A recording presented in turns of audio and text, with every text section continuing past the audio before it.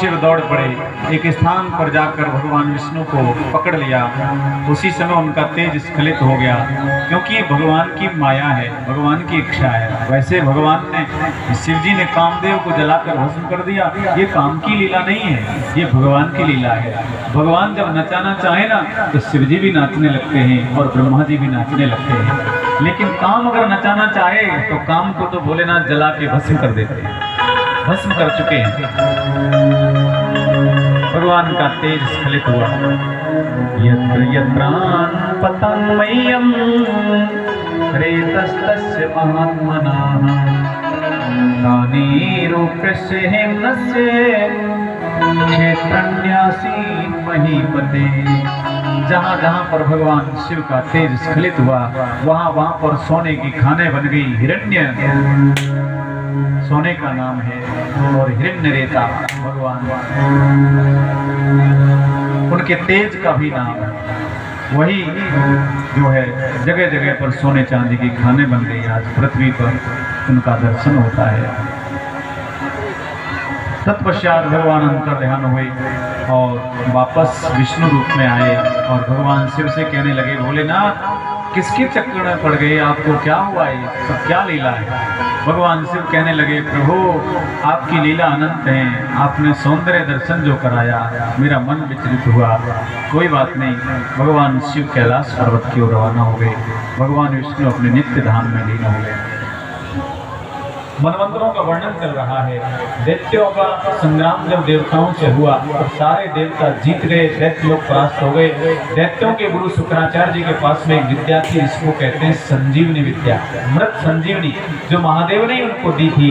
उसके प्रभाव से उन्होंने सारे दैत्यों को पुनर्जीवित कर दिया और कहा कि अब जाओ, निश्चित रूप से जीत के आओगे। विजय मुहूर्त में यात्रा प्रारंभ की। दिन के 2:15 पर प्रतिदिन विजय मुहूर्त आता है। निकल पड़े। भगवान के जितने भी पार्षद थे, देवता लोग, सब अब परास्त होने लगे, क्योंकि अब उनको अपने गुरुदेव का बल मिल गया है, शुक्राचार्य जी का बल मिल गया है।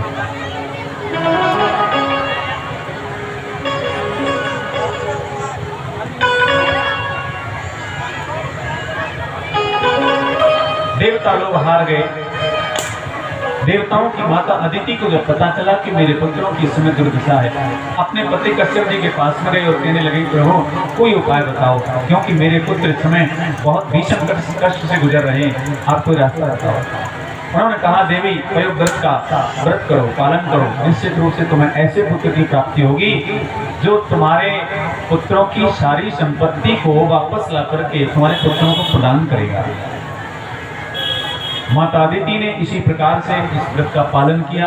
ये फाल्गुन के महीने में शुक्ल पक्ष में प्रतिपदा से प्रारंभ होता है, 12 दिन तक चलता है। इसका नाम ही पयोव्रत है। पय माने दूध, ये दूध का व्रत है, दूध पी करके किया जाता है। जिन माताओं के बच्चे ना हो या जिन माताओं के बच्चे होकर के खत्म हो जाते हो या जिन माताओं की केवल बच्चियां हो, जिनका वंश आगे नहीं बढ़ रहा हो, वो इस व्रत को करें और इसका लाभ लें।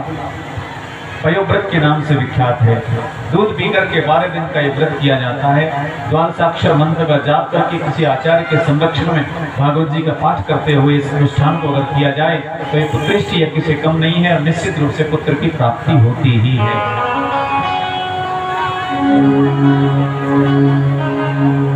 माता अदिति समय पाकर के इस व्रत के प्रभाव से गर्भवती हुई।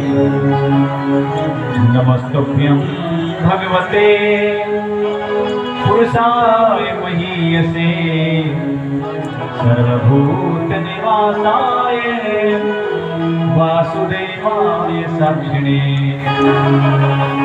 हाथ जोड़ करके भगवान की प्रार्थना करने लगे, हे प्रभु आपके ही आशीर्वाद से, आपकी कृपावलंबन से मेरे यहाँ पर मुझे बहुत अच्छा सुकून मिल रहा है। आप आने वाले हैं, ये मुझे महसूस हो रहा है। भाद्रपद शुक्ल पक्ष द्वादशी की तिथि में भगवान वामन का प्रादुर्भाव हुआ। श्रवणायाम श्रवण द्वादश्याम मुहूर्ते अभिजिति प्रभु सर्वे नक्षत्र ताराद्या जन्म दक्षिणम। श्रवणायाम श्रवण द्वादश्याम अभिजित मुहूर्त में भगवान वामन का प्रादुर्भाव हुआ है। आकाश में शंख दुंदुभी आदि बजने लगे, जय जयकार होने लगे, समग्र सृष्टि आनंद से भर गई। बोलिए